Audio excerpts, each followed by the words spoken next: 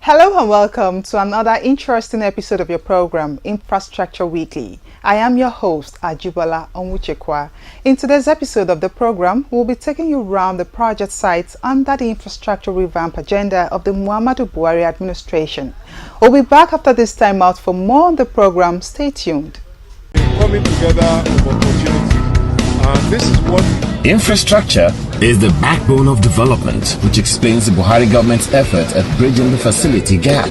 Infrastructure Weekly is a television package designed to bring you latest information on hundreds of development projects going on in various sectors all over the nation. There is no state in Nigeria today where you will not see our contractors busy at work. Power generation, rural electrification, road rehabilitations, national housing scheme, construction of roads and rail lines across the country, you name it. We are now able to produce 7,000 megawatt of power. That is no longer debatable.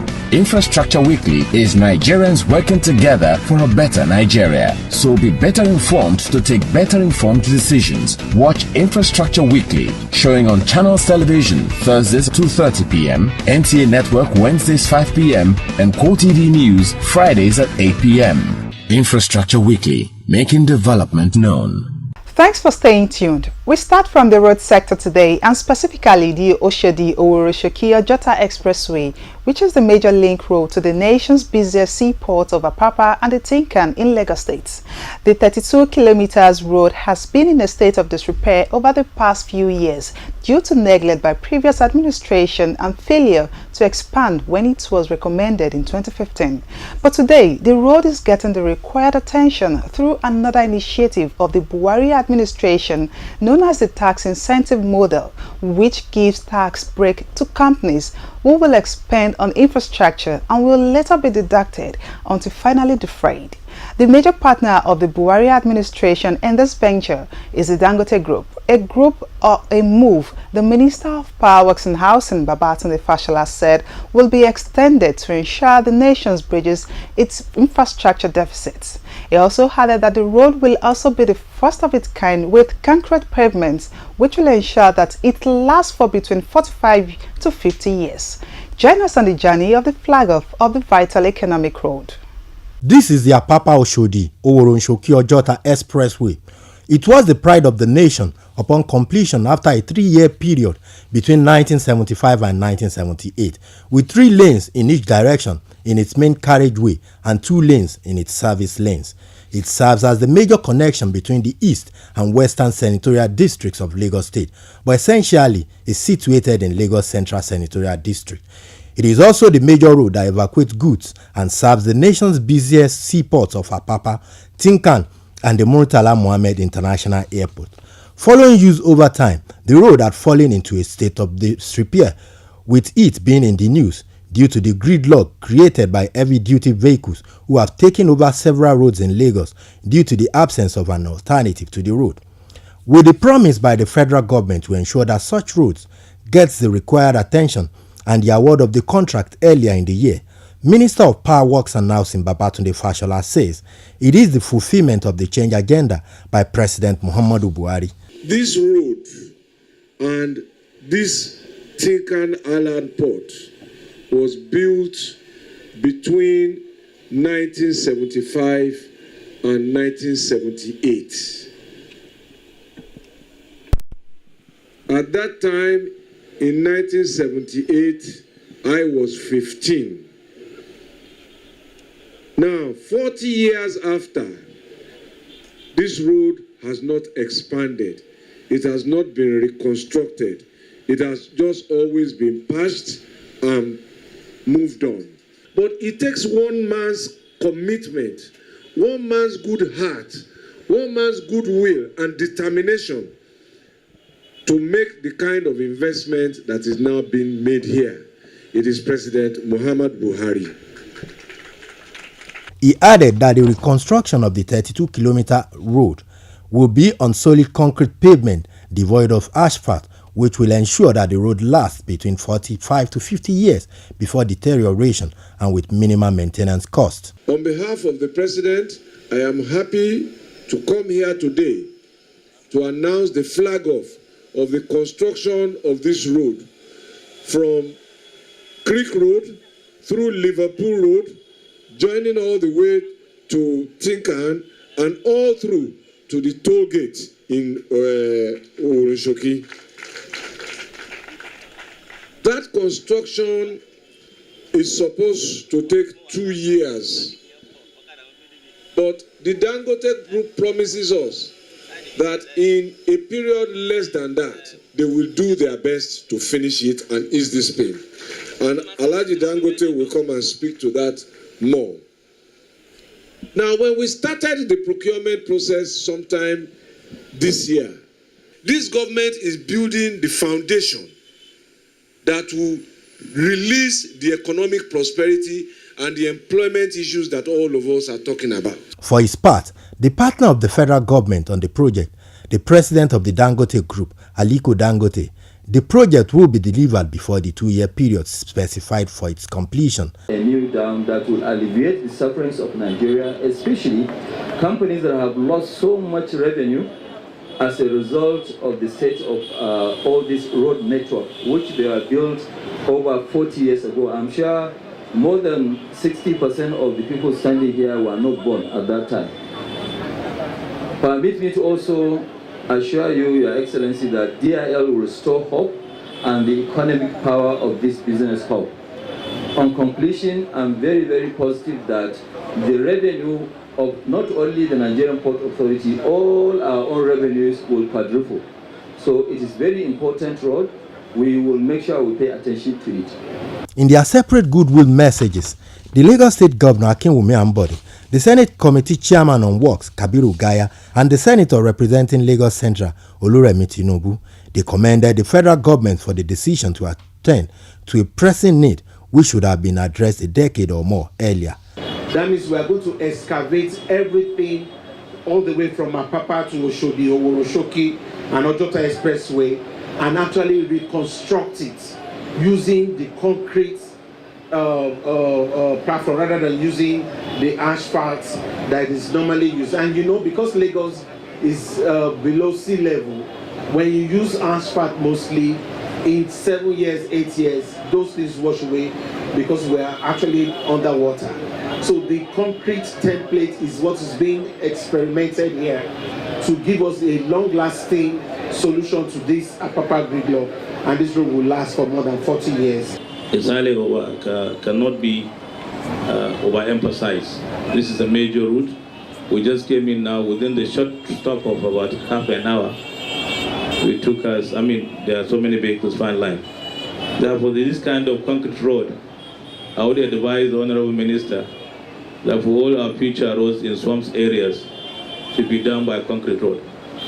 Congratulations, Dangote Group of Company, for coming up with this idea of having concrete road. We need it badly in Nigeria because after 10 years, most of our asphalt roads are gone. On behalf of the good people of my constituency, the Lagos Central Senatorial District, Lagosians generally, and other Nigerians that travel this route on a daily basis, thank the APC-led federal government and the Federal Ministry of Power, Works and Housing, headed by our very own that is here, His Excellency Babatunde Fashola, for attending to this very important road.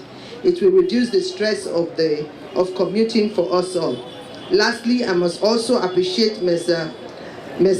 Dangote Industries Limited for this laudable partnership with the federal government. I hope that other organizations can emulate this initiative. The designer of this project shall ensure that specifications and standards are complied with during construction.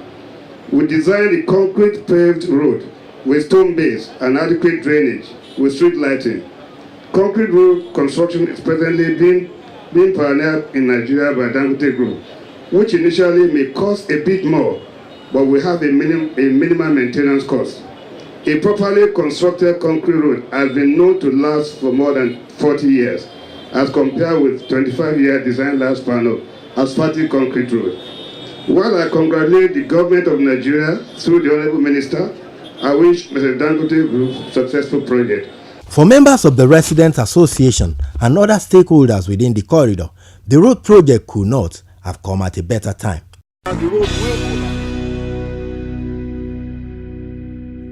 If you're just joining us, the program is Infrastructure Weekly. You can get in touch with us on any of the social media handles showing on your screen. Still staying with the road sector, the federal government has approved the revised cost for the Ilorin-Omuaran-Kaba road. The road, which serves as a vital link between Kwara and Kogi states, will also help in reducing the travel time between Kwara, Osun and the Federal Capital Territory, Abuja. Minister of Power, Works and Housing, Babatunde Fashola, disclosed this after the Federal Executive Council meeting in Abuja. He said it is part of the strategy to bring Nigerians together and also enhance commerce. One of them follows along those similar lines. It was a cost revision memorandum for the Ilorin-Omuaran to Kaba road. That's a road that links Kwara and Kogi states. Had been previously awarded at 13.541 billion in 2013. Then we awarded the Egbe to Kaba in 2017 to complete the link from Ilorin to Kaba.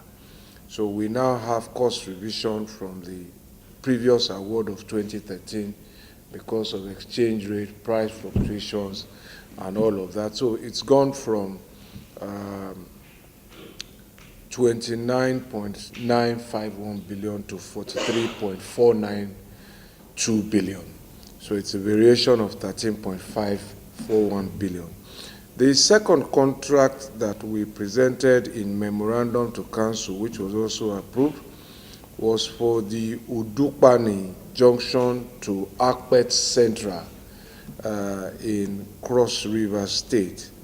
That is 73 kilometers at a cost of 14.014 billion naira. This section completes the link from Calabar Itu all the way to Ugoja Gakem.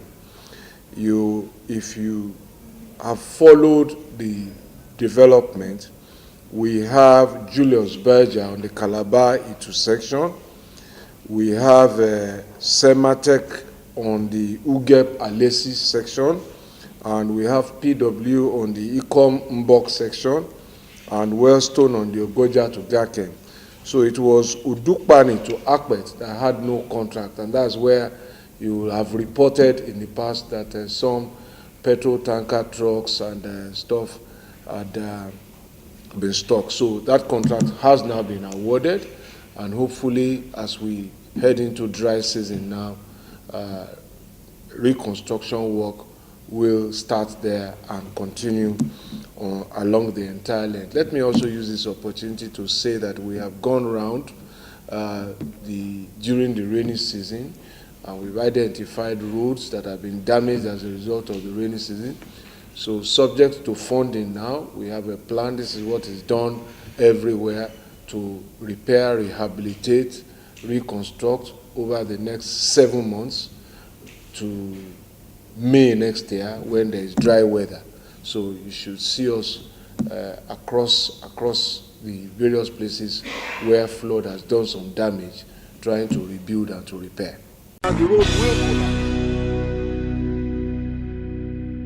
For inquiries, comments and feedback, you can get in touch with us on Facebook, Infrastructure Weekly, and on Twitter at Infra_Weekly. We'll be going to the power sector when we return. Stay tuned. Dear lottery operator, you've done a remarkable job so far getting into a business that has been highly criticized for many years. You've done well to uphold your credibility and boost confidence in the business. Kudos to you. This is just to remind you of the rules of the game as prescribed by the National Lottery Regulatory Commission. Gaming is not for persons under 18. Underage gaming is prohibited. Report illegal operators to the Commission, and also always remember the regulatory job of the Commission. Whatever your category, lotteries, sport betting, promos, scratch cards, games, it is the duty of the Commission to protect lottery players and the operators as well as promote transparency and accountability. Licensees are also expected to play their part, which includes remittances to the National Lottery Trust Fund. For more information, please go to natlotregcom.gov.ng. The National Lottery Regulatory Commission. Lottery the right way.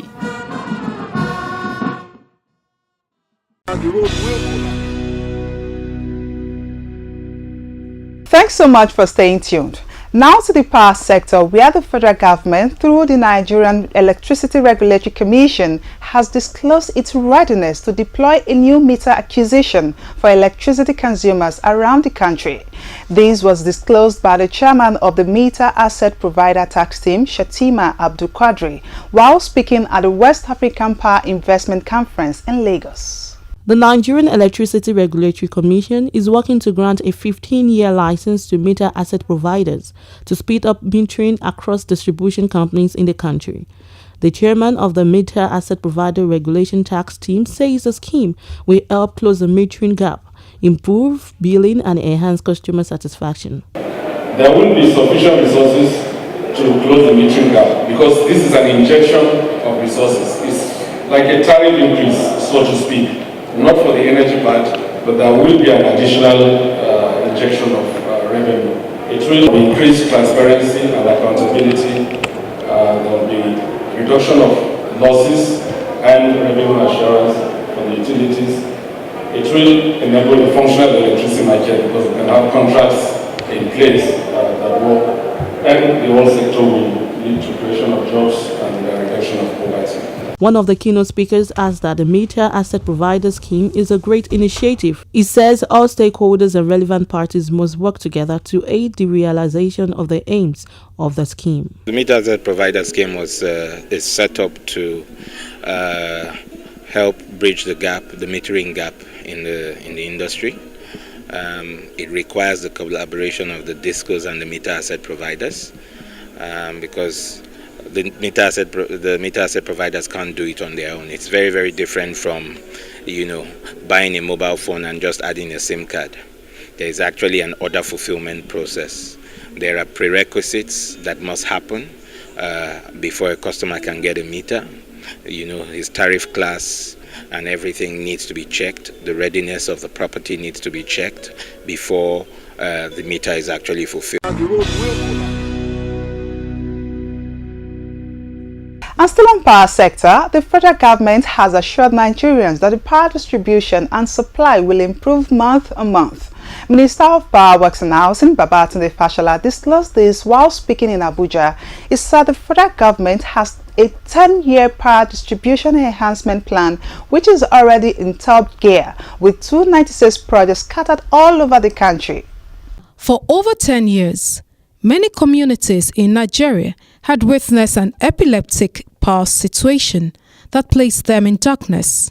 In the electricity distribution segments, 296 distribution projects were initiated across the country under the Niger Delta Power Holding Company.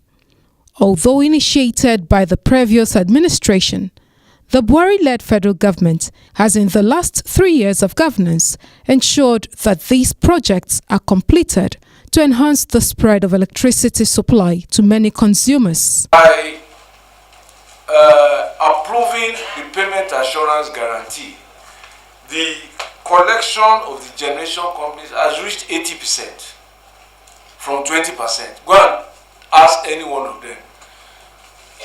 Only one of them, they will tell you they move from 20 to 80% collection.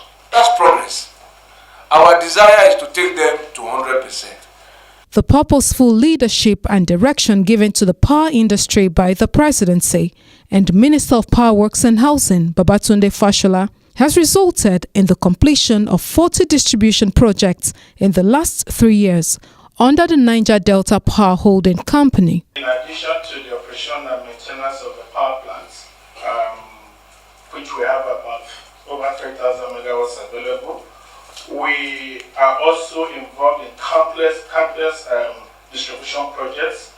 Every geopolitical zone in this country will have projects there to ensure that the demand by the distribution companies are improved to increase their ability to uptake electricity from the generation companies. The aim to cater for anticipated network improvements and enhance the evacuation of power from transmission stations to various load centers, as well as distribute electricity to the doorsteps of numerous consumers across the country, is already recording progress. Most of you reported the crisis in Ondo South Senatorial District, where the youth, the restive youths were concerned about not having electricity for over 10 years.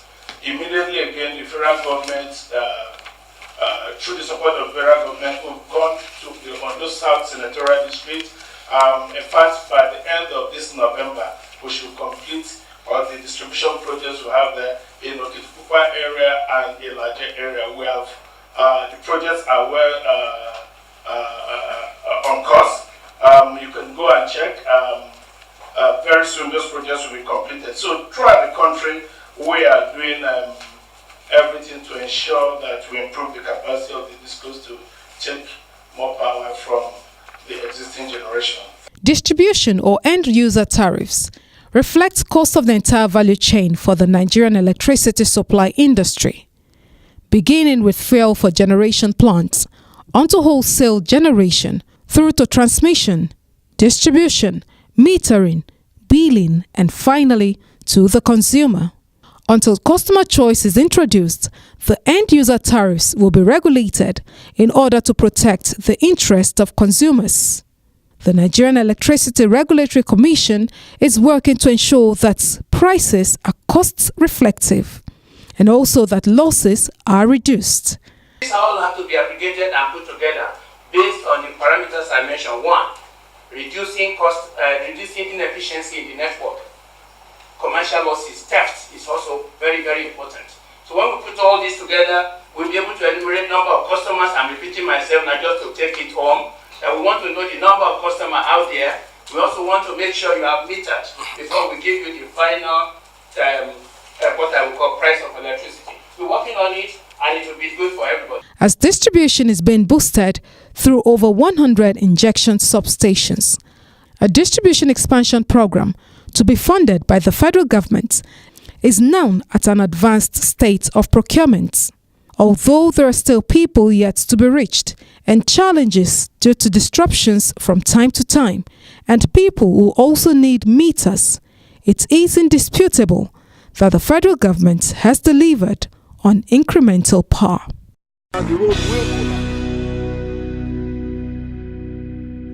Join us after this break as we hit the home stretch with a look at the National Housing Program in Ibadan, the Oyo State capital. Don't go away.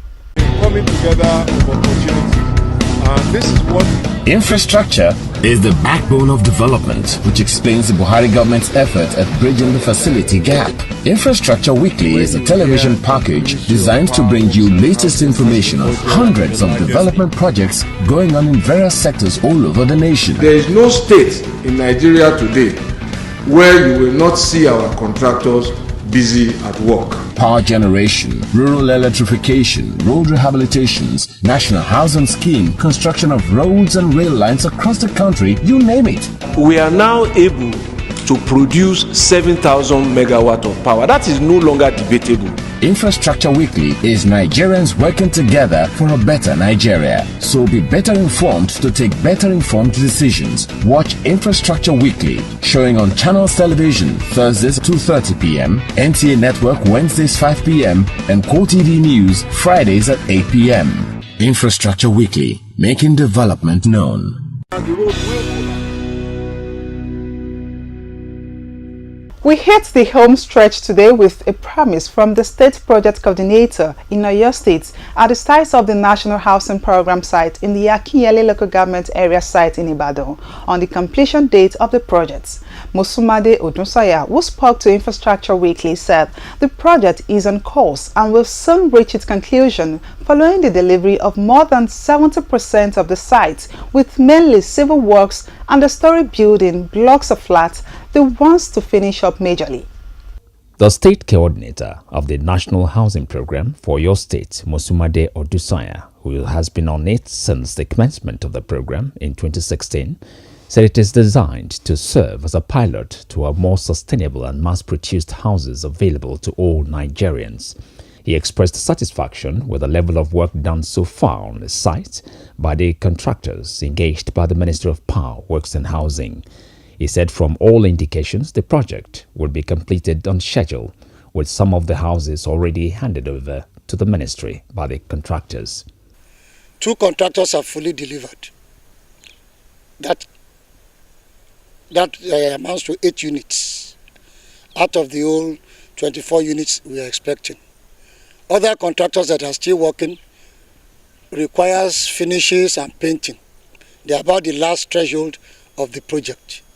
In terms of the 3-bedroom, apart from one contractor that has abandoned site for the past 6 months, other contractors have delivered. They are painted and we are already taking over the projects. He added that the major work still outstanding on the site are the civil works to complete the roads, water supply, and the condominium, which is a block of flats. He expressed confidence that the projects will be completed on time. You know, the objective of this project is to empower people. Employment generation, skill acquisition, those ones are still ongoing.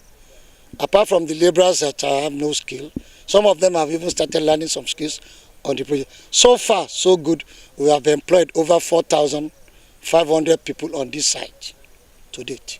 This is the second attempt at providing housing for all Nigerians after the Shehu Shagari administration in the late 1970s to early 1980s.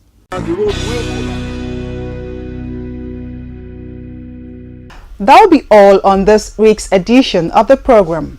Join us again for another interesting edition of the program next week. Until then, be a good citizen by paying your tax and protecting public utilities around you. I am your host, Ajibola Omuchekwa. Bye for now.